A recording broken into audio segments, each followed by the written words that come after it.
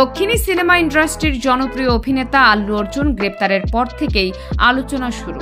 অবশেষে তার অন্তর্বর্তী জামিন মঞ্জুর করেছেন তেলেঙ্গানা হাইকোর্ট। এই দক্ষিণী অভিনেতা জামিনে বেরিয়ে আসায় বিস্ফোরক মন্তব্য করেন বলিউড অভিনেত্রী কঙ্গনা রানাউত। তিনি বলেছেন, বড় মাপের মানুষ হলেই দায় এড়ানো যায় না। যা ঘটেছে তা খুবই দুঃখজনক, কিন্তু এই ঘটনায় প্রত্যেকেরই দায়বদ্ধতা রয়েছে।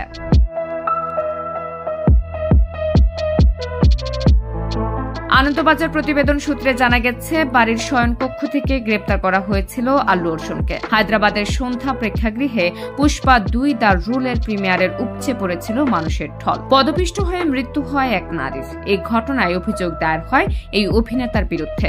এরপর গতকাল শুক্রবার গ্রেপ্তার করা হয় দক্ষিণী তারকাকে। তবে কিছুক্ষণের মধ্যেই আল্লুকে অন্তর্বর্তী জামিন দেন তেলেঙ্গানা হাইকোর্ট।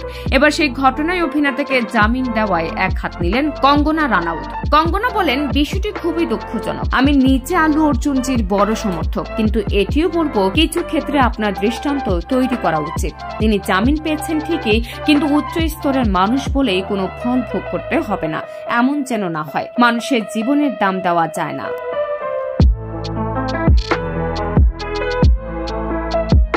অভিনেত্রী বলেন, সমাজে যাদের প্রভাব রয়েছে তাদের চলার পথে আরো সতর্ক থাকা উচিত। ধূমপানের বিজ্ঞাপন হোক বা প্রেক্ষাগৃহে উপচে পড়া ভিড়ের ঘটনা, তা কোনোভাবেই কেউ দায় এড়িয়ে যেতে পারেন না। তিনি বলেন, প্রেক্ষাগৃহে ওরা উপস্থিত ছিলেন না, তাই প্রত্যেকেরই দায়বদ্ধতা রয়েছে। উল্লেখ্য আল্লু অর্জুনকে